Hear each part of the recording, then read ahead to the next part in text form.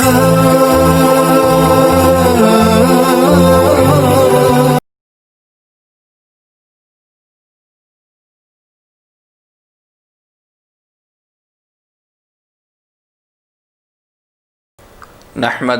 ونصلي على رسوله الكريم اما بعد فقد قال الله تبارك وتعالى في كلامه المجيد فأعوذ بالله من الشيطان الرجيم بسم الله الرحمن الرحيم وما خلقت الجن والإنس إلا ليعبدون صدق الله مولانا العلي العظيم وقال النبي صلى الله تعالى عليه وسلم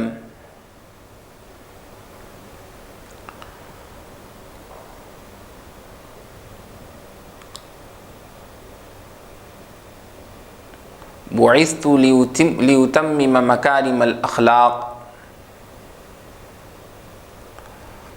أو كما قال عليه الصلاة والسلام۔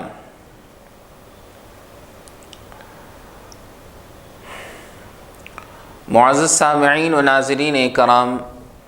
السلام علیکم ورحمۃ اللہ وبرکاتہ۔ اللہ تبارک و تعالی نے جناب نبی کریم صلی اللہ علیہ وسلم کو اس دنیا میں ساری کائنات کے لیے، قیامت تک آنے والے ہر شخص کے لیے رہنما اور رہبر بنا کر بھیجا ہے، اور آپ صلی اللہ علیہ وسلم کی ذات گرامی اس امت میں، اس دنیا میں اللہ تبارک و تعالی کے بعد سب سے اعلیٰ اور افضل ہے۔ کیوں نہ ہو، رسول اکرم صلی اللہ علیہ وسلم کی ذات اور آپ کی تمام تر زندگی اور حیات مبارکہ ساری انسانیت سے اعلیٰ اور افضل، کامل اور مکمل ہے۔ چنانچہ نبی کریم صلی اللہ علیہ وسلم کی زندگی کا ایک پہلو عبادت سے، اللہ کی عبادت سے بھی متعلق ہے۔ سب سے پہلے ہم یہ جاننے کی کوشش کریں گے کہ عبادت کس چیز کا نام ہے۔ شریعت کی نظر میں اور شریعت کی روشنی میں اگر عبادت کی تعریف کی جائے تو جہاں پر بہت ساری تعریفات عبادت کی گئی ہے، وہیں ایک تعریف جو بالکل آسان بھی ہے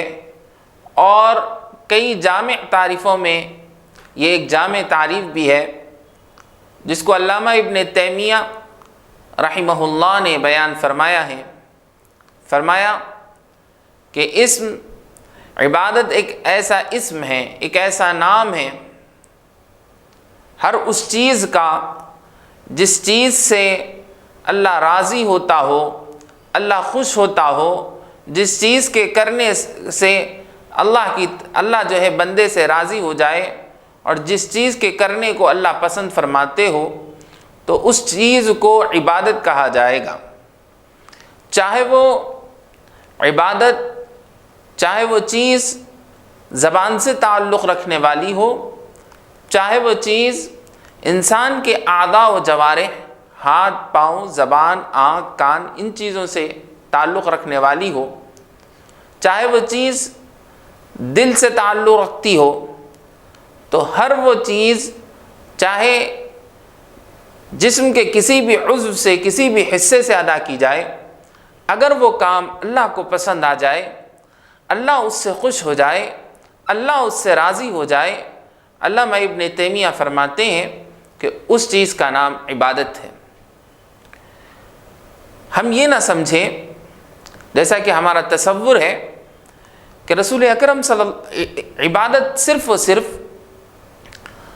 نماز کی پابندی، ذکر کا اہتمام، راتوں میں اٹھ کر نمازیں پڑھنا اور لمبی داڑھی چھوڑ لینا اور کرتا پائجامہ پہن لینا، صرف یہیں تک جو ہے عبادت کا تعلق ہے. دوسرے اعمال جو ہیں وہ عبادت کے اندر شامل نہیں ہے. یہ تصور جو ہے غلط ہے، یہ تصور ٹھیک نہیں ہے اس تعریف کی روشنی میں کہ عبادت تو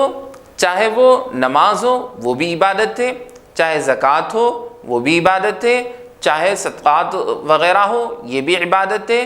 اسی طرح اچھے اخلاق بھی عبادت ہے، اسی طرح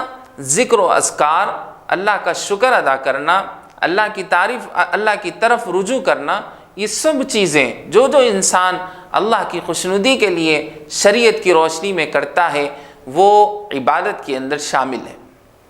چنانچہ اس تعریف کے ذریعے یہ معلوم ہوتا ہے کہ عبادت 3 اقسام میں بٹے گی. پہلی قسم ہے وہ عبادتیں جن کا تعلق زبان سے ہو، جس کو لسانی اور قولی عبادتیں کہا جاتا ہے. دوسری وہ عبادت جس کا تعلق دل سے ہو، یعنی جو دل سے صرف مانی جا سکتی ہے، جو صرف دل سے اس کا اظہار کیا دل سے اس کو صرف سمجھا جا سکتا ہے، لیکن لوگوں کو وہ کام کر کے دکھایا نہیں جا سکتا. جیسے اللہ پر ایمان لانا یہ دل سے ہوتا ہے، لیکن اس کا اظہار لوگوں کے سامنے کیا جائے یہ ممکن نہیں ہے. عمل کے ذریعے کیا جا سکتا ہے، لیکن وہ جو دل نے تصدیق کی ہے وہ تصدیق لوگوں کے سامنے ظاہر نہیں ہو سکتی. اللہ کی ذات پر بھروسہ، یہ بھروسہ صرف دل سے ہو سکتا ہے، لوگوں کے سامنے ظاہر نہیں کیا جا سکتا. دل کا اللہ کی طرف متوجہ ہونا یہ دل کا تعلق ہے، لوگوں کے سامنے اس کو ظاہر نہیں کر سکتے، اس کیفیت کو ظاہر نہیں کر سکتے. عمل کے ذریعے اس کا اظہار ہو سکتا ہے، لیکن وہ کیفیت، ایمان والی کیفیت، توکل والی کیفیت، انابت الی اللہ والی کیفیت، یہ کیفیت لوگوں کو نہیں بتلائی جا سکتی. تو یہ قلبی عبادتیں، دلی عبادتیں ہیں. تیسری عبادت ہوگی جو اعضاء و جوارح سے، ہاتھ، پاؤں، زبان، آنکھ وغیرہ کے ذریعے کی جاتی ہے. اس کو بدنی عبادت کہتے ہیں. جیسے نماز پڑھنا یہ ہاتھ پاؤں وغیرہ کے ذریعے ہوتا ہے، بد نظری سے بچنا یہ آنکھ کے ذریعے سے ہوتا ہے. اسی طرح زکوٰۃ اور حج کا ادا کرنا، دیگر اسی طرح اچھے کام بہت سارے جو ہے جسم سے ادا ہوتے ہیں، اس کو بدنی عبادت کہتے ہیں. تو تینوں عبادتیں چاہے قولی ہو، چاہے قلبی ہو، چاہے وہ بدنی ہو، تینوں عبادتوں کے اندر رسول اکرم صلی اللہ علیہ وسلم کی ذات گرامی کامل ہے اور مکمل ہے. اور ان 3 عبادتوں کو آپ صلی اللہ علیہ وسلم کی حیات مبارکہ جامع ہیں. زندگی کے آپ کے زندگی کے ہر پہلو میں، ہر گوشے میں، ہر حصے میں یہ تینوں عبادتیں کا جو ہے، تینوں عبادتوں کا عنوان آپ کو مل سکتا ہے. چنانچہ ہم سب سے پہلے قلبی عبادت کو رسول اکرم صلی اللہ علیہ وسلم کی حیات مبارکہ میں سے جو ہے یاد کرنے کی کوشش کریں گے. اور رسول اللہ صلی اللہ علیہ وسلم کی حیات مبارکہ میں جو قلبی عبادتوں کا مجموعہ ہے اس میں سے 1-2 نمونے ہم جو ہے لینے کی اور اس کو بیان کرنے کی اور اس کے ذریعے سبق لینے کی کوشش کریں گے. چنانچہ اللہ کے رسول صلی اللہ علیہ وسلم کا ایمان، قلبی عبادت، اللہ پر ایمان، اللہ پر یقین، ہم اس کو جاننے کی کوشش کریں تو ہمیں جو ہے آپ صلی اللہ علیہ وسلم کی ہجرت کا سفر یاد آتا ہے کہ آپ صلی اللہ علیہ وسلم نے جب مکہ مکرمہ کی نبوت والی 13 سالہ زندگی جب حضور نے مکے میں گزاری، ہر طرف سے رسول اللہ صلی اللہ علیہ وسلم کو ان لوگوں نے ستایا اور رسول اللہ کا انکار کیا، تو اللہ تبارک و تعالی نے مدینہ منورہ کی طرف جناب نبی کریم صلی اللہ علیہ وسلم کو اور آپ کے اصحاب کو ہجرت کرنے کا حکم دیا۔ چنانچہ اولاً صحابہ کرام رضوان اللہ تعالی علیہم اجمعین کو آپ نے حکم دیا کہ مدینے کی طرف ہجرت کرو، تو جس کی جیسی گنجائش ہوئی، جس کو جیسا موقع ملا، حسب موقع وہ مدینے کی طرف صحابہ کرام ہجرت کرنے لگے۔ بالآخر آپ صلی اللہ علیہ وسلم کو بھی ہجرت کا حکم ملا، تو آپ صلی اللہ علیہ وسلم نے اپنا ساتھی حضرت ابوبکر صدیق رضی اللہ تعالیٰ عنہ کو چنا، اور آپ حضرت علی کو اپنے بستر پر سلا کر ہجرت کے لیے نکلے مدینے کی طرف۔ تو آپ چلتے چلتے راستے میں آپ نے پناہ لی تھی غار ثور کے اندر، اور حال یہ تھا کہ جیسے ہی مدینہ منورہ کے لیے آپ نے ہجرت فرمائی، یہاں پر کفار مکہ نے تلواروں کو تیز کیا اور آپ کے گھر پہنچے تاکہ آپ کو قتل کر دیا جائے۔ چنانچہ انہوں نے رسول اکرم صلی اللہ علیہ وسلم کے بستر کا گھیرا ڈالا، اور انہوں نے جب جو بیڈ شیٹ تھیں اور جو چادر تھی اس کو کھینچا تو دیکھا کہ وہاں پر آپ کے بجائے حضرت علی رضی اللہ تعالیٰ عنہ موجود ہے۔ تو وہ لوگ ان کو چھوڑتے ہوئے، حضرت علی کو چھوڑ کر آپ صلی اللہ علیہ وسلم کے تعاقب میں نکل گئے اور آپ کا پیچھا کرتے رہے۔ وہ اتنے قدم شناس تھے کہ آپ صلی اللہ علیہ وسلم اور حضرت ابوبکر کے قدموں کو دیکھتے ہوئے آپ کا پیچھا کرنے لگے۔ چنانچہ جب آپ صلی اللہ علیہ وسلم اور حضرت ابوبکر صدیق رضی اللہ عنہ غار ثور کے اندر پناہ لی، اور پناہ لینے کے بعد جیسے حضرت ابوبکر نے اپنے عشق کا، اپنی محبت کا پورا حق ادا کیا، اور غار کو صاف کیا، اور اس کو ناپاک چیزوں سے صاف کیا، موذی جانوروں سے صاف و پاک کیا۔ اس کے بعد آپ کو اپنی گود کے اندر، آپ کو اپنے گود میں سلا لیا، تو دیکھا کہ وہ تعاقب کرتے ہوئے اس غار تک پہنچ گئے۔ تو جب غار تک پہنچے ہیں، قریب آنے لگے ہیں، تو حضرت ابوبکر صدیق رضی اللہ تعالیٰ عنہ نے حضور اکرم صلی اللہ علیہ وسلم کو دیکھا اور گھبراتے ہوئے دیکھا، اور فرمانے لگے کہ اب ہمارا کیا ہوگا؟ یہ تو قریب آ چکے ہیں، یہ تو بہت نزدیک آ چکے ہیں، اب یہ ہوگا کہ ہمیں پکڑ بھی لے، ہمارا کیا ہوگا؟ تو اللہ کے رسول صلی اللہ علیہ وسلم نے ان کی گھبراہٹ کو دیکھتے ہوئے ان کو اللہ کا یقین دلایا، اللہ پر کامل بھروسہ دکھایا، اور اللہ کے رسول صلی اللہ علیہ وسلم نے رہتی دنیا تک کے لیے انسانوں کو اللہ کی ذات پر یقین کرنا سکھایا، اور ایک جملہ ارشاد فرمایا جس کو قرآن نے بیان کیا، اور یہ ہر غم زدہ آدمی کے لیے، ہر مصیبت زدہ آدمی کے لیے، ہر پریشان حال آدمی کے لیے یہ جملہ باعث شفا ہے اور اس کے دل کی تسلی کا سامان ہے۔ چنانچہ نبی کریم صلی اللہ علیہ وسلم نے فرمایا، اللہ فرماتے ہیں کہ الا تنصروه فقد نصره الله اذ اخرجه الذين كفروا ثاني اثنين اذ هما في الغار اذ يقول لصاحبه لا تحزن ان الله معنا۔ کہ اللہ کے رسول صلی اللہ علیہ وسلم نے اللہ پر کامل یقین اپنا ظاہر فرمایا اے ابوبکر، غم مت کیا کرو، گھبراؤ مت، ڈرو مت، بے شک اللہ کی ذات ہمارے ساتھ ہے، اللہ کی مدد اور اللہ کی نصرت ہمارے ساتھ ہے۔ ہمیں کوئی اللہ کے حکم کے بغیر نہ کوئی تکلیف پہنچا سکتا ہے، نہ کوئی اذیت پہنچا سکتا ہے، ہمیں کوئی پکڑ نہیں سکتا، ہم پر کوئی نظر نہیں ڈال سکتا۔ یہ اللہ کے رسول صلی اللہ علیہ وسلم کا یقین تھا۔ چنانچہ دشمن جب قریب ہوا اللہ کے حکم سے، کئی روایتیں ہیں، ایک روایت کے مطابق مکڑی نے جالا ڈالا اور کبوتر نے اپنے انڈے دے دیے، جو اس بات کی علامت تھی کہ یہ غار صدیوں سے بند ہے، یہاں پر کوئی سالوں سے یہاں پر کوئی بھٹکا نہیں ہے، یہ اس بات کی علامت تھی۔ تو اس کا منظر اللہ نے اپنی غیبی مدد سے اس کا نمونہ پیش کیا۔ چنانچہ وہ غار کے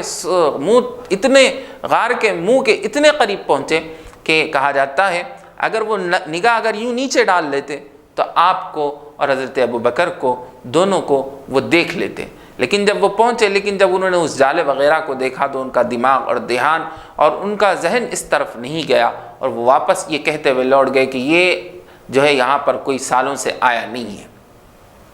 تو کہنے کا مقصد یہ ہے کہ آپ صلی اللہ علیہ وسلم کا ایمان اور یقین ہمیں دیکھنا چاہیے کہ ایک تو جانی دشمن دل کے آپ صلی اللہ علیہ وسلم کے بالکل جو ہے جان لینے کے در پہ ہونے والے دشمن بالکل قریب آ رہے ہیں، اور آپ کے دل میں یہ اطمینان ہے، سکون ہے، محض اس وجہ سے کہ اللہ کے رسول صلی اللہ علیہ وسلم کو اللہ کی ذات پر کامل یقین، کامل بھروسہ تھا۔ یہی بھروسہ اب ہمیں اپنی زندگیوں میں لینا چاہیے، اور اس جملے کو اپنی زندگی میں اتارنا چاہیے کہ جب کبھی ہمیں مصیبت آتی ہے، چاہے دنیاوی آئے، اخروی آئے، کسی بھی اس طریقے کی مصیبت آئے، چاہے نیکی کرنے میں مصیبت آئے، گناہوں کو چھوڑنے میں مشکل آئے، یا پھر دنیاوی کوئی پریشانی آ جائے، بیماری آ جائے، تو یہ جملہ ہمارے لیے کافی ہے، لا تحزن ان اللہ معنا۔ گھبرانا نہیں ہے، اللہ کی مدد ہمارے ساتھ ہوگی، شرط یہ ہے کہ ہم اللہ پر یقین کرنا سیکھیں، اللہ پر بھروسہ کرنا سیکھیں، اللہ کی ذات کی طرف رجوع ہونا سیکھیں، اللہ سے مدد طلب کرنا سیکھیں۔ آج کا ہمارا سب سے بڑا جو ہے دکھ والا معاملہ یہ ہے کہ ہم اللہ کی ذات پر ہمیں بھروسہ نہیں ہوتا، ہمیں پریشانی آتی ہے تو ہم بے چین ہو جاتے ہیں، اور ہم دنیاوی اسباب کی طرف اس طرف لپکتے ہیں، اس طرح دوڑتے ہیں کہ گویا وہی اصل جو ہے شفا دینے والی اور مصیبتوں کو دفع کرنے والی چیز ہے، حالانکہ حقیقی مؤثر ہونے والی ذات تو صرف اللہ کی ہے۔ ہمارا یہ ایمان ہی نہیں، یقین نہیں ہے بھی تو ہمارا دھیان اس طرف نہیں جاتا، ذہن اس طرف نہیں جاتا۔ بیمار ہوتے ہیں، ہم دوا کے لیے جو ہے اتنا ہاسپٹلوں کے اتنے چکر لگاتے ہیں، اور جو ہے دوا کی طرف اس قدر رجوع ہو جاتے ہیں، ہمارا دل و دماغ اللہ کی طرف رجوع نہیں کرتا۔ ہم صرف گولیوں پر، ان دواؤں پر بھروسہ کر بیٹھتے ہیں کہ یہ کھا لیں گے، یہ کر لیں گے تو شفا ہوگی، اس بات میں کوئی یقین، کوئی شک نہیں ہے، لیکن دوا اصل شفا نہیں ہے، شفا دینے والی ذات ہے۔ حق تو یہ ہے کہ جب بیماری آئے تو ہم ہاسپٹل جائیں تو جانے سے پہلے اللہ سے دعا کرتے ہوئے نکلے کہ میرے مولا یہ بیماری آپ کی طرف سے آئی ہے، یہ بیماری کو دور کرنے والے بھی آپ ہیں، اچھے اور بری تقدیر لکھنے والے آپ ہیں، سب آپ کے قبضۂ قدرت میں، میں ہاسپٹل جا رہا ہوں، دواخانہ جا رہا ہوں، صرف دنیاوی اسباب کا حکم آپ نے دیا ہے، اس نیت سے جا رہا ہوں، میرے مولا میرے جانے کو قبول فرما اور مجھے شفا عطا فرما۔ یہ پہلے اللہ سے مانگے، اللہ کی طرف رجوع ہو۔ اسی طرح کاروبار ہو، کسی بھی چیز میں مسئلہ ہو، پہلے اللہ کی طرف رجوع ہو، اور اس کے بعد دنیاوی اسباب اختیار کیا جائے، تو پھر یہ اللہ کی ذات پر بھروسے کا حق اور یقین کا حق ادا ہوگا۔ چنانچہ ہمیں رسول اللہ کی یہ عبادت کو بھی اپنی زندگیوں کے اندر اتارنا چاہیے۔ اسی طرح ایک قلبی عبادت ہے، وہ ہے محبت، اللہ کی ذات سے محبت، اللہ کی ذات سے عشق۔ رسول اکرم صلی اللہ علیہ وسلم کی قلبی عبادتوں کے ذخیرے میں ایک ذخیرہ جو ہے اللہ کی ذات سے محبت ہے۔ قرآن مجید میں اللہ تبارک و تعالی فرماتے ہیں والذین آمنوا اشد حبا للہ، ایمان والے تو اللہ کی محبت میں زیادہ سخت ہوتے ہیں، زیادہ شدید ہوتے ہیں، ان کے دلوں میں اللہ کی محبت اتر جاتی ہے، گھر جاتی ہے۔ یہ دل جو ہے محبت کا مسکن ہے، محبت کی جگہ ہے۔ کسی شاعر نے کیا خوب کہا، دل بحر محبت ہے، محبت ہی کرے گا، محبت کا سمندر ہے، یہ محبت کرے گا۔ انسان یہ چاہے کہ میرے دل میں کسی کی محبت نہ، یہ ہو ہی نہیں سکتا، تو لاکھ اسے بچا، یہ کسی نہ کسی پہ تو مرے گا۔ اگر یہ دل محبت کے لیے نہ ہوتا تو پھر انسان آج سب سے بڑا ظالم ہوتا۔ میاں بیوی کے درمیان محبت نہیں ہوتی اگر یہ دل نہ ہوتا، اور ماں باپ کو اولاد سے، اولاد کو ماں باپ سے محبت نہ ہوتی اگر یہ دل نہ ہوتا، اور انسان کو جانور سے، جانور کو انسان سے محبت نہ ہوتی اگر یہ دل نہ ہوتا۔ اسی طرح رشتہ دار، اعزاء و اقربا، پڑوس سے ایک انسان کو دوسرے انسان سے محبت نہ ہوتی اگر یہ دل نہ ہوتا۔ تو اللہ تبارک و تعالیٰ نے دل بنایا ہے انسان کو محبت کے لیے۔ تو یہ محبتیں اللہ کو پسند ہیں کہ انسان انسان سے محبت کرے، انسان اپنی بیوی سے محبت کرے، اپنی اولاد سے محبت کرے، جانوروں سے محبت کرے، اللہ کی مخلوق سے محبت کرے جائز طریقے پر، یہ اللہ کو پسند ہے۔ شرط یہ ہے کہ یہ سب محبتیں اس بنیاد پہ ہو کہ اللہ نے مجھے اس عبادت کا حکم دیا ہے، اس عبادت کا حکم دیا ہے۔ اللہ کے رسول صلی اللہ علیہ وسلم نے فرمایا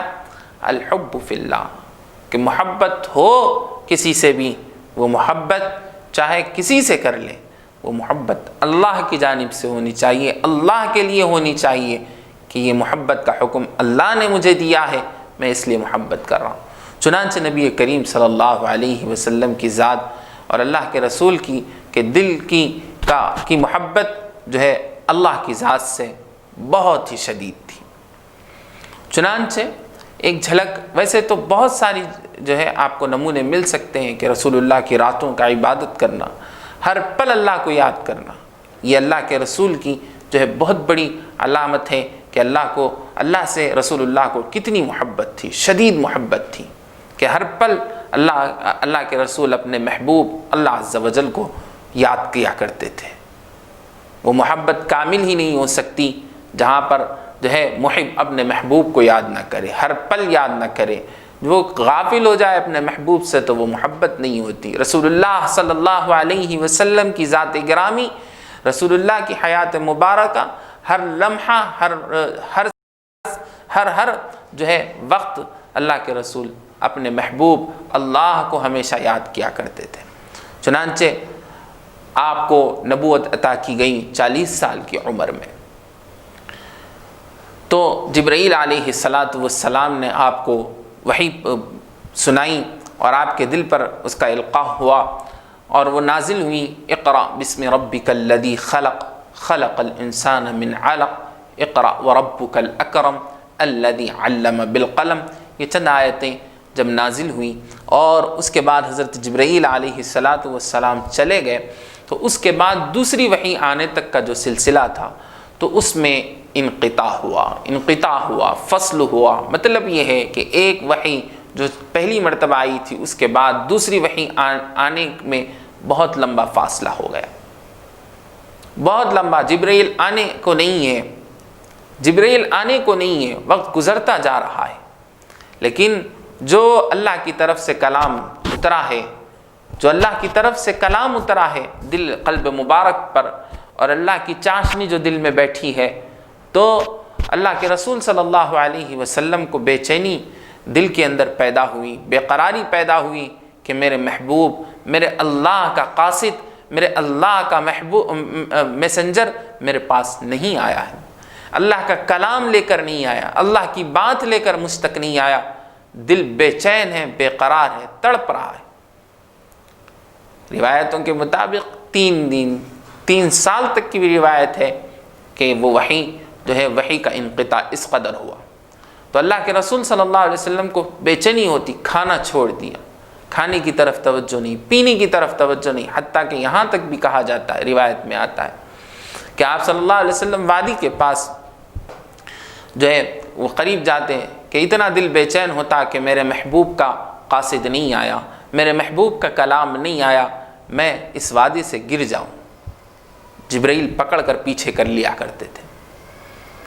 تو اس قدر رسول اللہ صلی اللہ علیہ وسلم کو اللہ کی ذات سے محبت تھی کہ اللہ کا کلام نہیں آ رہا ہے، اللہ کے رسول بے چین ہیں، نہ نیند آتی ہے، نہ کھانے کو دل کرتا ہے، نہ پینے کو دل کرتا ہے۔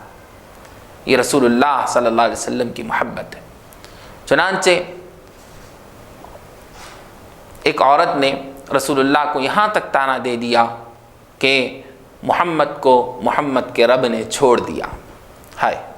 کسی محبوب کو، اگر محب کو یہ طعنہ دیا جائے، کسی چاہنے والے کو یہ طعنہ دیا جائے کہ تیرا محبوب تیری طرف نظر بھی نہیں کرتا، تیری طرف جو ہے وہ پلٹ کر بھی نہیں دیکھتا، وہ کس قدر جو ہے غمزدہ ہوگا، وہ بات اس کے دل کو کتنا چھوئے گی یہ انسان اندازہ وہی کر سکتا ہے جس نے کسی سے محبت کی ہوگی، وہ تو دنیاوی محبت ہے، ناجائز محبتوں میں یہ حال ہے، تو رسول اللہ کی محبت وہ بھی اللہ کی ذات سے یہ کس قدر جو ہے سخت ہوگی، کس قدر پیاری ہوگی، کتنی شدید ہوگی، آپ اس کا اندازہ لگائیے۔ جب وہ جملہ اس عورت نے کہا رسول اللہ کے دل کو چھو گیا کہ میرے رب نے مجھے چھوڑ دیا ہے، میرے رب نے مجھے چھوڑ دیا، نہ وہ ان کا کلام، نہ ان کا قاصد آتا ہے، نہ ان کا کلام آتا ہے۔ تو رسول اللہ صلی اللہ علیہ وسلم کو جب یہ تکلیف پہنچی، اللہ نے فوراً قرآن نازل فرمایا، والضحیٰ واللیل اذا سجا ما ودعک ربک وما قلی۔ رسول اللہ کو جب یہ دل کو تکلیف پہنچی، محبوب نے اپنا قاصد بھی بھیجا، اپنا کلام بھی بھیجا، اور فرمایا رسول اللہ کی جو ہے زلفوں کی قسم کھائی، اور رسول اللہ کے چہرے انور کی قسم کھا کر فرمایا کہ اے میرے محبوب، اے میرے چاہنے والے، اے مجھ سے محبت رکھنے والے، میرے سب سے بڑے محب، میں آپ سے جو ہے ناراض نہیں ہوا، میں آپ سے جو ہے میں نے آپ کو چھوڑا نہیں ہے، یہ ہو ہی نہیں سکتا، یہ ہو ہی نہیں سکتا، یہ ہو ہی نہیں سکتا کہ میں آپ کو چھوڑ دوں، آپ کے رب نے نہ آپ کو چھوڑا ہے، نہ آپ سے ناراض ہوا ہے۔ تو یہ رسول اللہ صلی اللہ علیہ وسلم کی محبت ایمانی ہے، یہ رسول اللہ کی اللہ کی ذات سے محبت ہے۔ یہ محبت ہمارے دلوں میں اللہ سے ہونی چاہیے، جو کہ اللہ نے قرآن میں فرمایا کہ وہ بتوں سے محبت کرتے ہیں، کافر اور مشرک محبت کرتے ہیں کہ صبح اٹھتے ہیں کام پہ جانے سے پہلے اس کے سامنے ان بتوں کے سامنے ماتھا ٹیکتے ہیں، ان سے منتیں مانگ کر جایا کرتے ہیں۔ اے مسلمانوں، اے ایمان والو، تمہیں ان سے کہیں زیادہ تمہیں مجھ سے محبت ہونی چاہیے، اور شدید ہونی چاہیے کہ تم اٹھو، نیند کا پہلا جو ہے نیند سے پہلے بیدار ہو، اور تم پہلا کام جو کرو تو میرے سامنے سجدہ ریز ہونے کا کام کرو، تہجد پڑھو، فجر کی نماز ادا کرو۔ تمہارے دوپہر کا وقت ہو جائے جہاں پر انسان فارغ ہوتا ہے کام سے تھوڑی دیر کے لیے، تو وہاں پر تم سب سے پہلے میرے سامنے آؤ، میرے سامنے شکر ادا کرو، سجدہ کرو، ظہر ادا کرو۔ اسی طرح جب تمہارے کام کے فارغ ہونے کا وقت آ جائے اور تم اپنے گھر جانے کا وقت، کاروبار ختم ہونے کا وقت آ جائے، عصر کا وقت ہو جائے، تو شکرانے کے طور پر پھر مجھ سے آؤ، عصر کی نماز ادا کرو۔ اور اسی طرح مغرب کا وقت آ جائے اور تم اپنے گھروں میں جا کر اپنے اولاد کے ساتھ، اپنے ماں باپ کے ساتھ، اپنی بیوی کے ساتھ، اپنے گھر والوں کے ساتھ جب پہنچو تو ان کو دیکھو تو میرا شکر ادا کرو اور مغرب کی نماز ادا کرو۔ اور جب وہاں سے تم فارغ ہو، کھاؤ پیو، اور جب تم ہر چیز سے فارغ ہو جاؤ تو پھر اللہ کا شکر ادا کرو کہ جس ذات نے میں نے تمہیں صبح سے شام تک کی کام کرنے کی طاقت، قدرت دی، اولاد دی، ماں باپ دیے، گھر بار دیا، زندگی دی، صحت دی، مال دیا، پھر ان سب کاموں کی طاقت دی۔ آؤ مجھے میرے سامنے سجدہ ریز ہو، سونے سے پہلے عشاء کی نماز ادا کرو، اور اپنی محبت کا مجھ سے اظہار کرو، اور مجھ سے محبت کا جو ہے محبت کے نمونے میرے سامنے سجدہ کر کے پیش کرتے جاؤ۔ تو میرے ساتھیوں، یہ ایمان والی، یہ محبت والی کیفیت جو رسول اللہ کی تھی اپنے اللہ سے، اس کا ذرا سا قطرہ ہمارے اوپر بھی پڑنا چاہیے۔ اس کا سب سے پہلا طریقہ کہ رسول اللہ کو جس طرح رسول اللہ کے کلام نہ آنے پر بے چینی تھی، ہمیں قرآن نہ پڑھنے پر بے چینی ہونی چاہیے، ہمیں قرآن کی تلاوت نہ کرنے پر بے چینی ہونی چاہیے کہ جس کو قرآن ناظرہ آتا ہے وہ کم سے کم روزانہ پارا ادا کرے۔ وہ جب تک نہ پڑھ لے اس کا دل بے قرار رہے، بے چین رہے کہ ہائے مجھ سے آج اللہ نے بات نہیں کی، میں نے اللہ سے آج بات نہیں کی، میں نے اللہ سے بات نہیں کی۔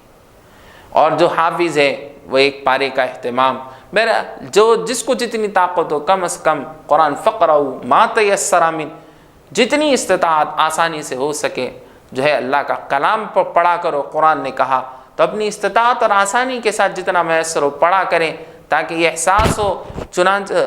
قدرت حدیث کے اندر ہے کہ رسول اللہ نے فرمایا کہ بندہ قرآن پڑھتا ہے گویا کہ وہ اللہ سے بات کرتا ہے، وہ اللہ سے بات کرتا ہے۔ تو ہمارا دل روزانہ کی عبادت کے لیے تلاوت جب تک نہ ہو، ہمارا دل بے چین ہونا چاہیے کہ میرے محبوب، میرے اللہ سے میری آج بات نہیں ہوئی۔ سجدہ جب تک ادا نہ ہو، بے چین ہونا چاہیے کہ میرے محبوب کے سامنے آج میں نے سجدہ ادا نہیں کیا۔ ایمان جو ہے اس قدر اور اللہ کی ذات پر بھروسہ اور اللہ کی ذات سے محبت ہمارے دلوں میں ہونی چاہیے، اور اس کا نمونہ، اس کا سبق ہمیں رسول اللہ صلی اللہ علیہ وسلم کی زندگی سے لینا چاہیے۔ تو چنانچہ یہ دو جھلکیاں تھیں، ایک دو جھلکیاں جو رسول اللہ صلی اللہ علیہ وسلم کی قلبی عبادتوں میں سے ہے، دلی عبادتوں میں سے، ورنہ بہت ساری عبادتیں ہیں، ذخیرہ ہے قلبی عبادتوں کا، جس کو آپ اگر پڑھنا چاہیں، معلومات کرنا چاہیں تو کر سکتے۔ اسی طرح ایک اور عبادت جو دوسری قسم ہے وہ ہے زبانی عبادت، قولی عبادت، زبان سے ادا ہونے والی عبادتیں، جو جیسے آپ کہا جس میں ذکر ہے، اللہ کی تسبیح ہے، اللہ کی بڑائی بیان کرنا ہے، اللہ کی تعریف بیان کرنا ہے اور اللہ کا شکر ادا کرنا ہے، اور اسی طرح جو ہے صبح و شام دعاؤں کا اہتمام ہے، یہ قولی عبادتیں ہیں۔ یا پھر کسی سے اچھی گفتگو کرنا، کسی سے اچھی بات کرنا، یہ بھی قولی عبادت ہے۔ تو چنانچہ ہم رسول اللہ صلی اللہ علیہ وسلم کی زندگی کو اور رسول اللہ کی پاکیزہ زندگی کو اس اعتبار سے بھی، اس عبادت کے اندر بھی جامع اور مکمل مانتے ہیں، اور رسول اللہ کی زندگی اس پہلو پر بھی، اس طرح کی عبادتوں کو بھی جو ہے محیط ہے۔ چنانچہ رسول اکرم صلی اللہ علیہ وسلم کے بارے میں اماں جان حضرت عائشہ رضی اللہ تعالی عنہ فرماتی ہیں کہ رسول اللہ صلی اللہ علیہ وسلم ہمیشہ ہر وقت اللہ کا ذکر فرمایا کرتے تھے، ہمیشہ ہر وقت اللہ کا ذکر فرمایا کرتے تھے۔ ذکر کا مفہوم، ذکر کا مطلب ویسے تو بہت وسیع ہے، بہت جو ہے کشادہ ہے، کہ آپ صبح سے شام تک جو کوئی کام کریں وہ ذکر میں شامل ہے شرعاً، لیکن عرف کے اعتبار سے جو ذکر مشہور ہے، ہم اس کو لیتے ہوئے رسول اللہ کی زندگی سے اس کے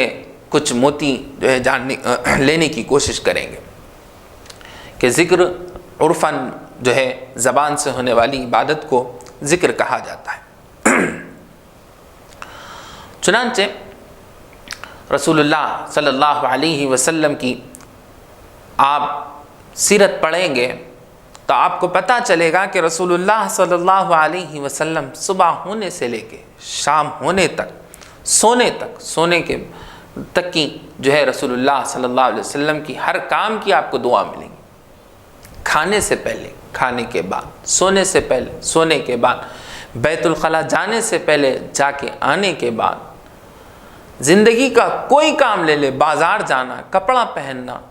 گھر سے نکلنا، گھر کے اندر آنا، ہر چیز کے لیے آپ کو رسول اللہ صلی اللہ علیہ وسلم کی زندگی میں دعائیں ملیں گی، کہ رسول اللہ ہر کام کے لیے دعا کا اہتمام فرمایا کرتے تھے۔ اور یہ دعاؤں کے اندر آپ دیکھ لیں تو یہ دعائیں پوری مشتمل ہوں گی، اور ان دعاؤں کے اندر آپ کو یہ تمام باتیں ملیں گی: اللہ کی تعریف، اللہ کی حمد و ثنا، اللہ کا شکر ادا کرنا، اور اللہ سے جو ہے خیر کا سوال کرنا، بھلائی کا سوال کرنا، اور اللہ سے تکلیف دہ چیزوں کا، شر سے حفاظت کا سوال کرنا۔ ان تمام چیزوں پر رسول اللہ کی دعائیں مشتمل ہیں۔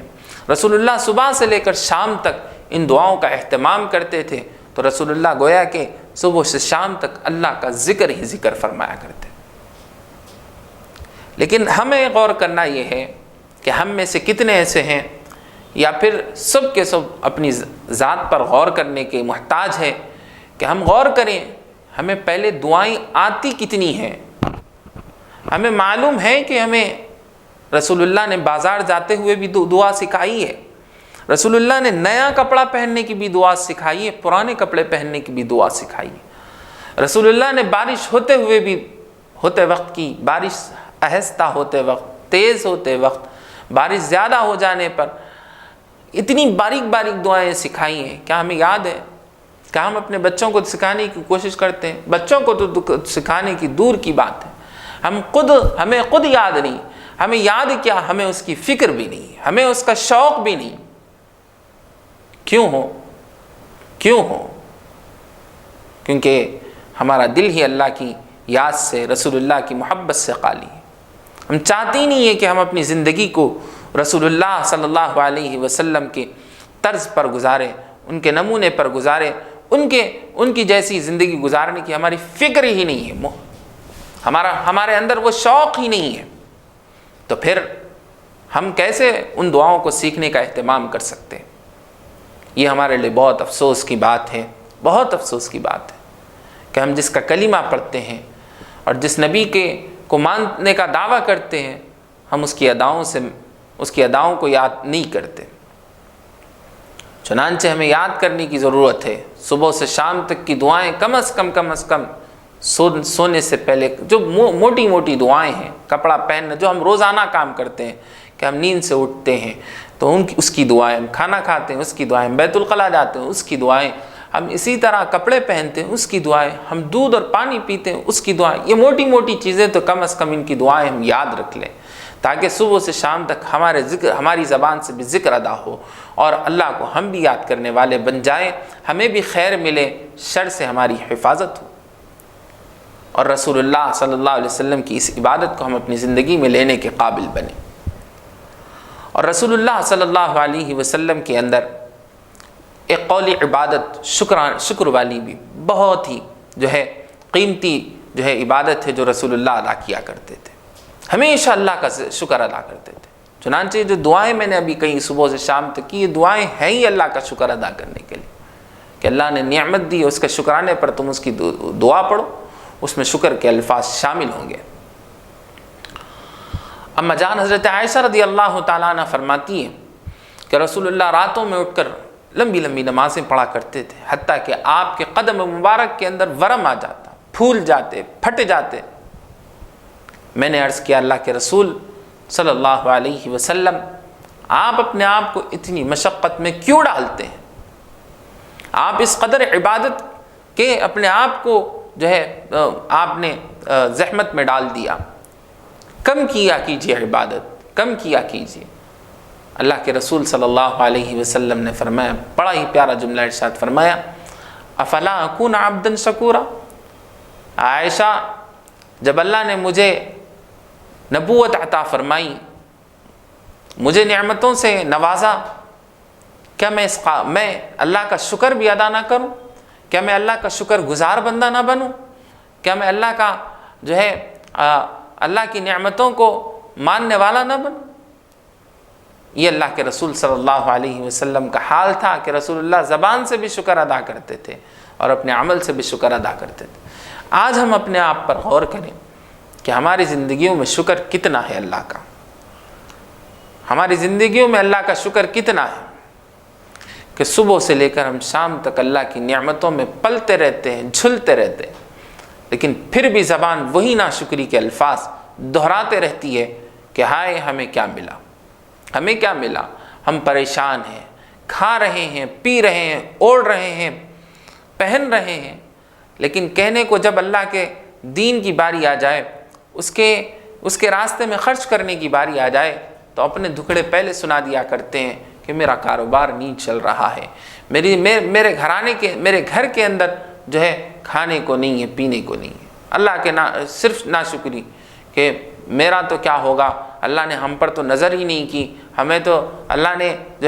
ہمیں ایسے ہی چھوڑ دیا ہے، فلاں فلاں الفاظ، ایسے الفاظ جو کفر تک لے جائیں، ناشکری میں ہم وہ بھی کہہ جاتے ہیں، لیکن یہ غور نہیں کرتے کہ اللہ نے سب سے پہلی چیز، اللہ نے ہمیں خوبصورت بنایا، خوبصورت اس طرح کہ اللہ نے ہمیں پاؤں اور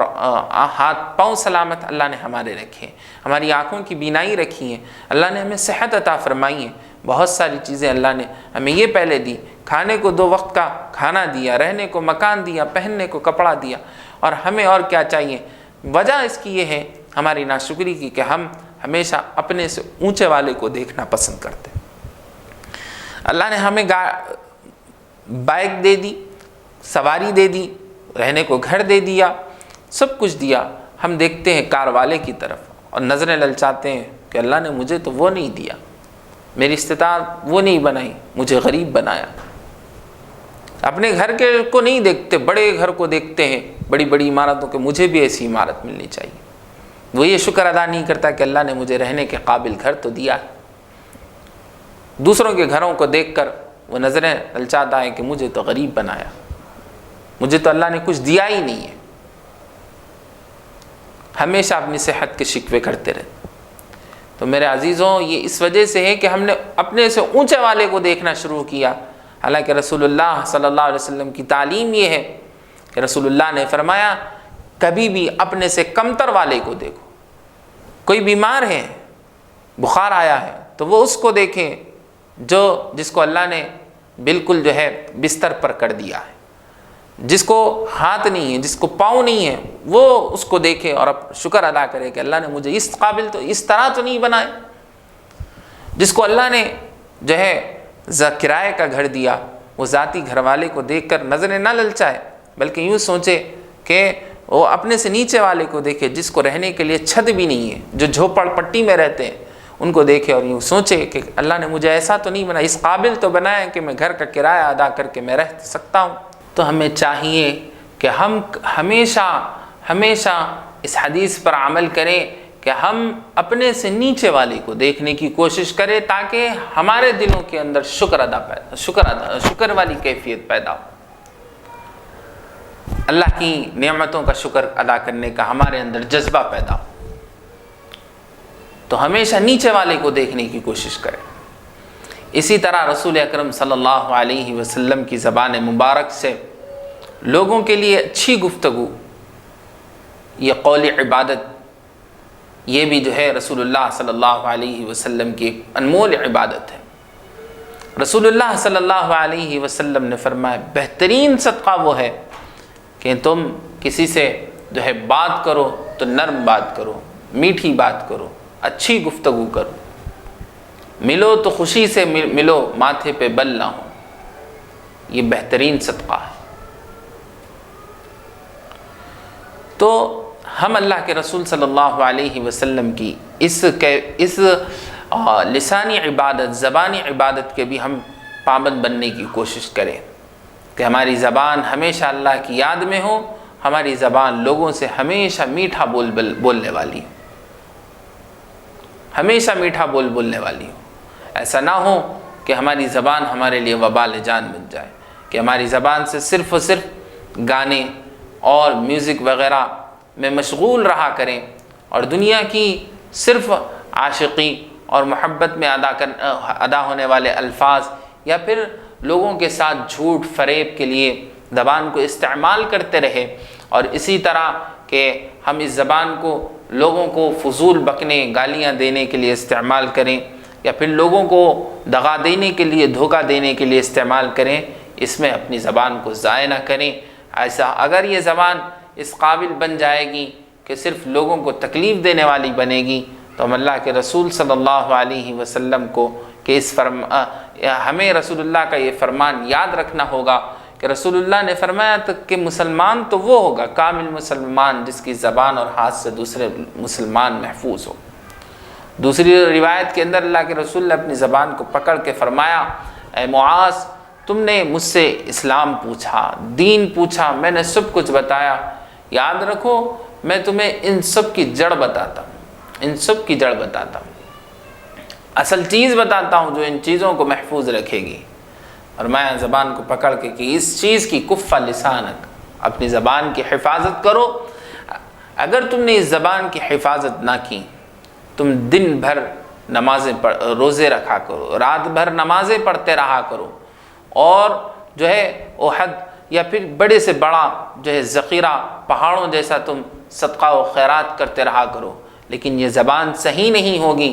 تو یاد رکھو تمہاری رات بھر کی عبادتیں وہ جو ہے ختم کر دے گی، دن بھر کے روزوں کو ختم کر دے گی، پہاڑ جیسے صدقات کو بھی ختم کر دے گی، اور ایسے اکھاڑ پھینک دے گی ان عبادتوں کو، جیسے کہ ایک کھیتی کو کاٹنے والی چھری جو کھیتی کو کاٹ کے پھینک دیتی ہے۔ تمہاری زندگی بھر کی عبادت، دن کے صدقات، رات کے صدقات،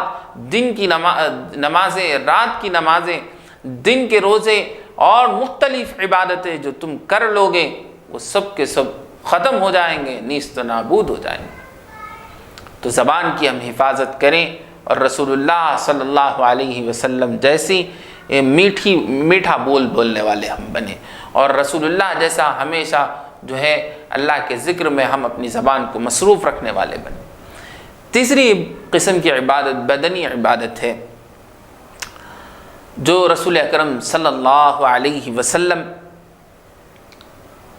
اپنی کی زندگی میں یہ بدنی عبادت کا بھی ایک بہت بڑا سمندر ہے،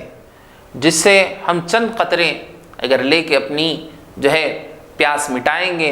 اپنے جسم پر اس کو چھنکیں گے تو ہماری زندگی بہتر بننے کے لیے کافی ہے۔ چنانچہ رسول اکرم صلی اللہ علیہ وسلم کی بدنی عبادت کہ آنکھوں کی حفاظت، آنکھوں سے اچھی چیز دیکھنا، قرآن کو دیکھنا، اللہ والوں کو دیکھنا، اپنے ماں باپ کو محبت سے دیکھنا،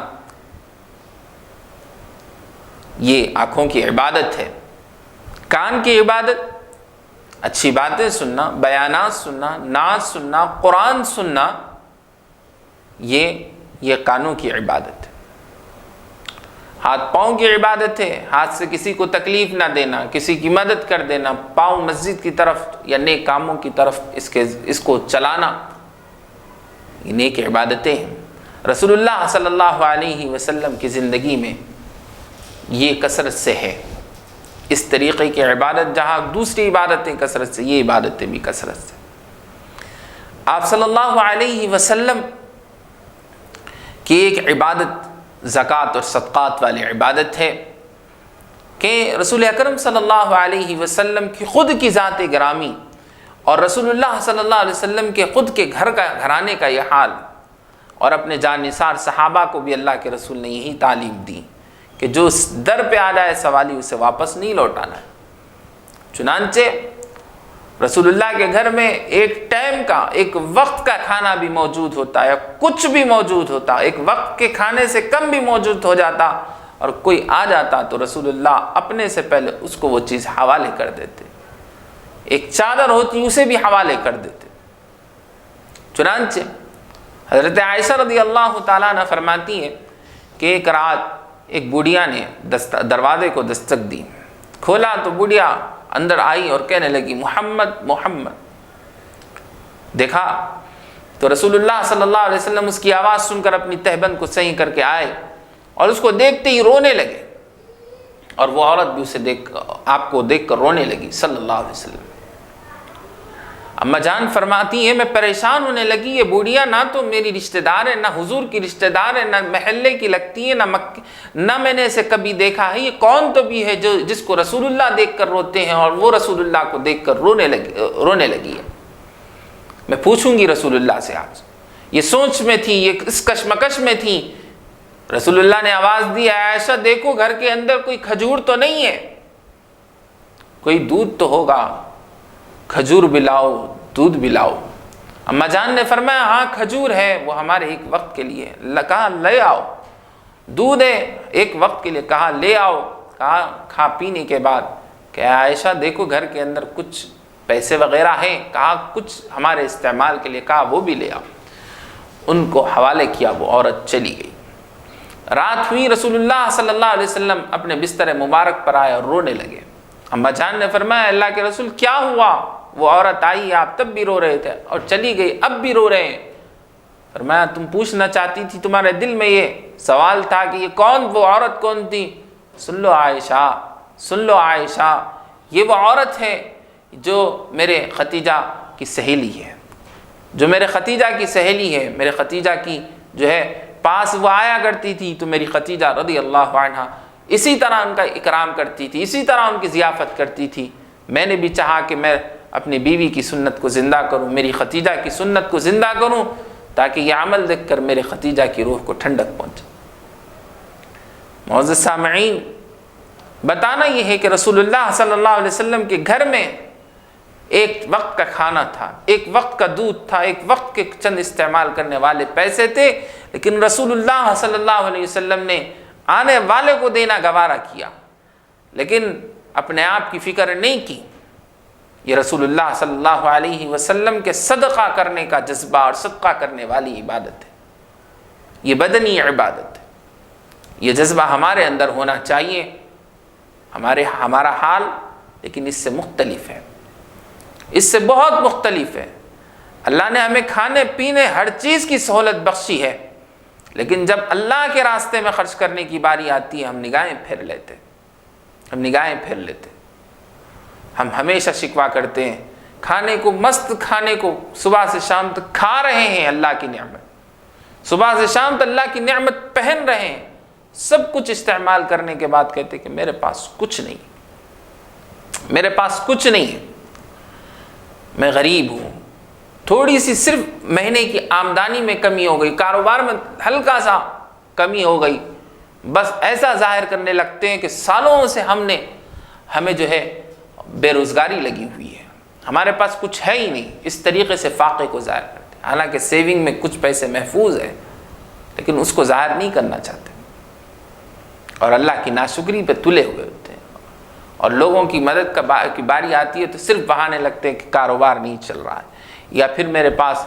آمدنی رکی ہوئی ہے۔ خدارا اس عمل کو جانیے اور اس جذبے کو پہچانیے کہ رسول اللہ اور صحابہ کا جو جذبہ تھا کہ اپنے سے پہلے اپنے مومن بھائی کی فکر، یہ جذبے کی ہمیں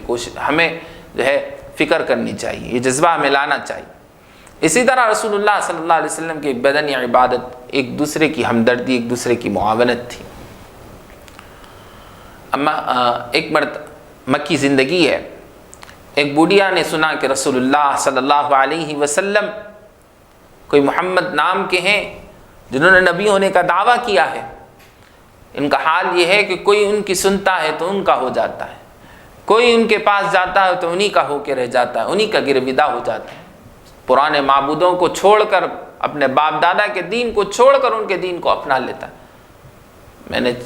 انہوں نے جو ہے بعد ان معبودوں سے بد دعا کی کہ ان کو ہلاک کریں، لیکن کچھ نہ ہوا، ہوتا بھی کیا، پتھر ہے، کیا کر سکتے تھے۔ چند دن کے بعد دیکھا کہ یہ بھی میرا ساتھ دینے والے نہیں، میں کہیں محمد کی چکر میں نہ آ جاؤں، میں ان کی باتوں میں نہ آ جاؤں، اس سے پہلے میں اپنا بوریا بستر لپٹ کر مکہ چھوڑ دوں۔ تیاری کی، مکہ سے روانہ ہوئی۔ مقدر کو اس کا سنورنا منظور تھا، اس کو ایمان کی حلاوت دینا منظور تھا۔ راستے میں رسول اللہ صلی اللہ علیہ وسلم سے ملاقات ہوئی، لیکن وہ بوڑھیا رسول اللہ صلی اللہ علیہ وسلم کا تذکرہ اس نے سنا تھا، لیکن رسول اللہ کے چہرے سے وہ ناآشنا تھی، رسول اللہ کی چہرے سے اس کو معرفت نہیں تھی۔ راستے میں رسول اللہ نے اس کو دیکھا اور پوچھا، اماں جان کہاں جا رہی ہو؟ لائیے میں آپ کا وزن میں اٹھا لوں۔ بوڑھیا نے آپ کو وزن دیا۔ رسول اللہ صلی اللہ علیہ وسلم نے اس کو منزل مقصود تک پہنچایا۔ پہنچانے کے بعد اس نے کہا کہ بیٹے، مجھے تم بڑے بھولے معلوم ہوتے ہو، بڑے شریف معلوم ہوتے ہو، میں تمہیں ایک نصیحت کرنا چاہتی ہوں۔ نصیحت یہ ہے کہ مکے میں کوئی محمد ہے، سنا ہے وہ اتنا جو ہے میٹھا بولتا ہے، جو سنتا ہے اسی کا ہو کے رہ جاتا ہے، جو اس کے پاس جاتا ہے اپنے جو ہے باپ دادا کے دین کو چھوڑ دیتا ہے۔ تم اس سے نہ ملنا، اس کی باتوں میں نہ آنا، اپنے باپ دادا کے دین کی حفاظت کرنا۔ رسول اللہ نے سنا، اپنے خلاف سنا، لیکن اپنے اندر جو ہے برداشت، تحمل کی جو عادت تھی، رسول اکرم صلی اللہ علیہ وسلم نے اس کو برداشت کیا۔ برداشت کر کے رسول اللہ صلی اللہ علیہ وسلم نے اپنی مدد کا مظاہرہ کیا، اپنے خلاف کہنے والی کا بھی رسول اللہ نے ساتھ دیا۔ جا رہے تھے، بوڑھیا نے پوچھا، بیٹا نام تو بتا دو۔ اس نے کہا، اور آپ نے فرمایا، میرا نام، میری اماں جان، اے بوڑھی اماں، میرا نام وہی ہے جو آپ اپنی زبان سے جب سے ادا کر رہی ہیں، میں ہی ہوں محمد جس کا آپ تذکرہ کرتی ہے، میں ہی ہوں وہ محمد جس سے آپ بھاگ رہی ہیں، جس کی وجہ سے آپ کو مکہ چھوڑنا پڑا۔ میں کیا برا کہتا ہوں؟ میں تو بس یہی کہتا ہوں کہ کہ اللہ ایک ہے، آؤ اسی کی پناہ میں، سب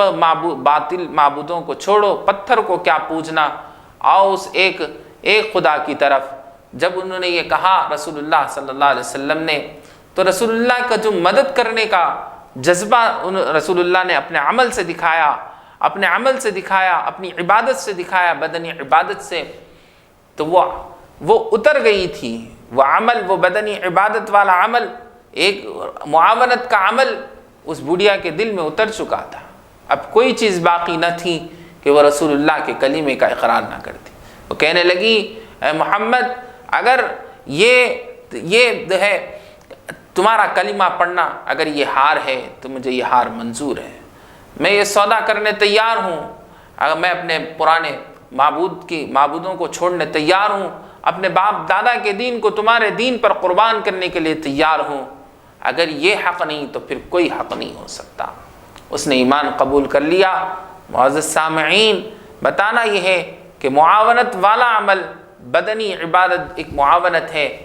اس عمل کو رسول اللہ صلی اللہ علیہ وسلم کی زندگی سے ہمیں لینا چاہیے، ایک دوسرے کے تعاون کا جذبہ ہمارے دلوں میں ہونا چاہیے۔ آج دین کے کاموں کے اندر سب سے بڑی جو ضرورت ہے وہ لوگوں تک، غیروں تک اپنے دین کو پہنچانے کا کام ہے، اس کلمے کو پہنچانے کا کام ہے۔ دور کیا، اگر ہم اپنے اطراف میں بھی جھانکنے کی کوشش کریں، شہروں کے اندر فتنوں کا وبال ہے، فتنوں کا جوش ہے، اور اطراف دیہاتوں میں چلے جائیں، وہاں پر دین کو جاننے والا کوئی نہیں، اور غیر مسلموں کے اندر اتنے پیاسے بیٹھے ہوئے ہیں جس کی حد نہیں۔ وہ چاہتے ہیں ایمان کی پیاس لے کر بیٹھے ہوئے ہیں، چاہتے ہیں کہ کوئی پیاسا آئے ہماری پیاس کو مٹائے، لیکن ہم میں تڑپ ہی نہیں ہے، حالانکہ اللہ نے ہمیں ان کی پیاس بجھانے والا بنایا ہے، لیکن ہم میں تڑپ نہیں کہ ہم غیر مسلموں تک پہنچیں، ہم میں فکر نہیں کہ ہم ان کی بھوک کو مٹائیں۔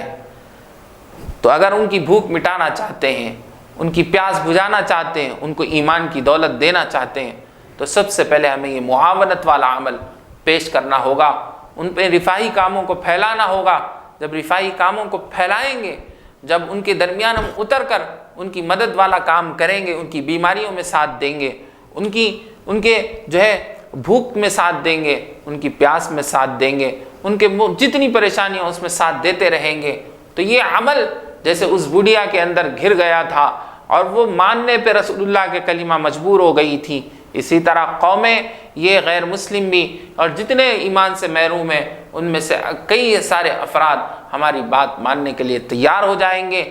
شرط یہ ہے کہ سب سے پہلے ہم اپنے اچھے اخلاق کے ذریعے، معاونت والے عمل کے ذریعے ہم ان کے درمیان اتریں اور ان کا ساتھ دیں۔ آپ پورے صحابہ کی زندگی، رسول اللہ کی زندگی پڑھیں، آپ کو اندازہ ہوگا کہ ان کے اخلاق نے سب سے پہلے ان پر جو ہے اثر کیا، اور غیر مسلموں کو اپنے دائرے ایمان میں لانے کے لیے سب سے پہلا جو مؤثر عمل ان کا ہوا ہے وہ ان کے خوش اخلاق ہے، وہ ان کی معاونت والا عمل ہے۔ ہم یہ عمل کو لے کر ان کے درمیان اتریں اور ان کے ماحول میں رہیں، ان کی مدد کرتے رہیں۔ امید ہے کہ ہم جو ہے اس میں ہم کامیاب ہوں گے۔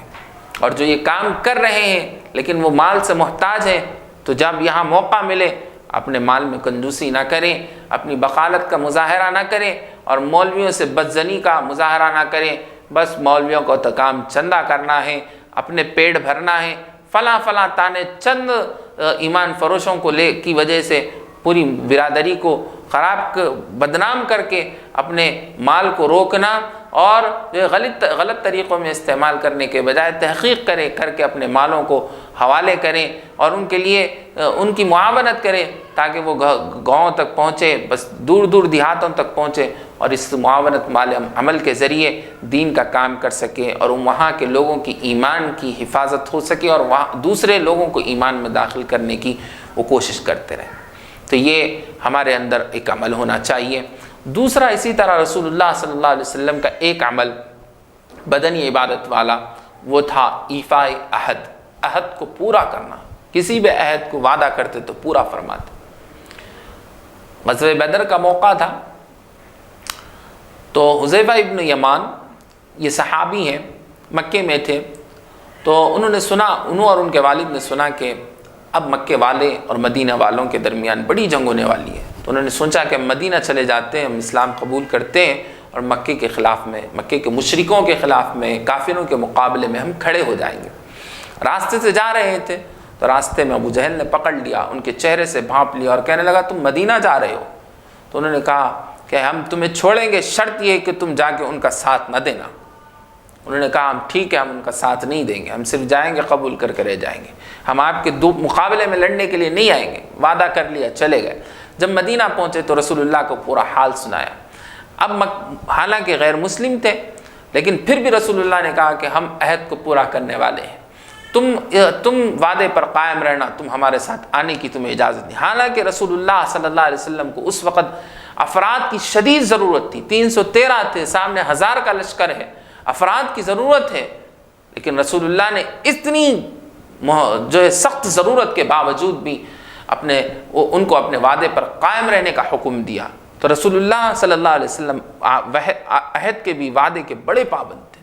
عبداللہ ایک صحابی ہے، انہوں نے کہا میں رسول اللہ کا جو ہے جاہلیت کے زمانے میں نہیں، رسول اللہ کے ایمان لانے سے پہلے میں دوست تھا، تو ہمارے درمیان سودا ہوا تو رسول اللہ کو میں نے کچھ پیسے ادا کیے اور کچھ دینا تھا، تو میں نے رسول اللہ کو کہا آپ یہاں ٹھہریے، میں جا کر پیسے لاتا ہوں۔ میں گھر گیا، میں بھول گیا اور میں اپنے کاموں میں رہا۔ 3 دن تک حضور وہیں کھڑے رہے۔ وہیں کھڑنے کا مطلب کہ ضرورت سے فارغ ہوتے، اپنے ضروری کام کرتے، پھر آ کر وہاں ٹھہر جاتے۔ 3 دن کے بعد دیکھا میں نے، مجھے یاد آیا تو رسول اللہ وہیں کھڑے تھے۔ میں نے کہا آپ کو تکلیف ہے؟ رسول اللہ نے مجھ پر کوئی غصہ نہیں کیا، اب بس اتنا کہا تم نے مجھے پریشانی میں ڈال دیا۔ تو رسول اللہ صلی اللہ علیہ وسلم نے چونکہ وعدہ کیا تھا کہ میں یہیں کھڑا رہوں گا، اس لیے رسول اللہ وہیں انتظار کرنے لگے۔ تو یہ وعدے کو پورا کرنے کا اتنا جذبہ تھا۔ ہم اس عمل کو بھی، اس بدنی عبادت کو بھی قبول کرنے کی، اپنی زندگیوں میں لانے کی کوشش کریں۔ سب سے بڑا ہمارے اندر ہر چاہے دینی طبقہ ہو، کہیں ہو، یہ موجود ہے کہ کہتے ہیں مولانا یا دوست سے کسی سے کہتے ہیں کہ کل آئیں گے، فلاں وقت پہ آئیں گے،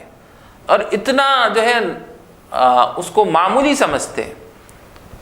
آئیں گے بس وعدہ کر دیا چلے گئے، بھول جاتے ہیں، یاد بھی ہوتا ہے تو میں نے کہہ دیا تھا ایسے ہی۔ حالانکہ زبان، مومن کی زبان کی بڑی اہمیت ہے، بول کی بڑی اہمیت ہے، لیکن جو وعدے کو سے مکر جاتے۔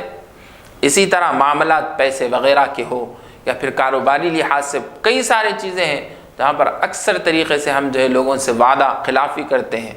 عہد شکنی کرتے ہیں، لوگوں سے وعدہ توڑ دیتے ہیں، عہد توڑ دیتے ہیں۔ تو یہ بہت بڑی بری عادت ہے جس سے ہمیں بچنا چاہیے۔ عہد کو پورا کرنے کی عادت جو اچھی عادت ہے، اچھی خصلت ہے، رسول اللہ کی زندگی سے ہمیں حاصل کرنے کی ضرورت ہے۔ چنانچہ سامعین کرام، اللہ کے رسول صلی اللہ علیہ وسلم عابد ہونے کی حیثیت سے، عبادت گزار ہونے کی حیثیت سے سب سے کامل تھے۔ رسول اللہ کی زندگی کا ہر پہلو عبادت سے جو ہے بھرپور تھا۔ چنانچہ ہمیں عابد بننا ہے، اور جب یہ عبادت والی کیفیت ہمارے اندر آئے گی کہ ہم صبح سے شام تک کہ ہر کام کو رسول اللہ صلی اللہ علیہ وسلم کے طرز پر گزارنے کی اور اللہ کی عبادت گزار بننے کی کوشش کریں گے، تو پھر ہمیں بھی جو ہے رسول اللہ صلی اللہ علیہ وسلم جیسی معراج ہوگی۔ معراج رسول اللہ صلی اللہ علیہ وسلم کی تو 7 آسمانوں 8 سے اوپر ہوئی، اللہ سے ملاقات ہوئی، لیکن ہماری عبادت بھی ہماری معراج بھی ہوگی کہ اللہ ہم سے راضی ہوگا، اور کل حشر کے میدان میں ہمارے حساب و کتاب کے بعد ہمیں جنت میں داخلہ ملے گا، اور جنت میں داخلے کے بعد جو ہے اللہ کا دیدار ہم سب کو نصیب ہوگا۔ اللہ سے امید ہے کہ اللہ پاک ہم سب کو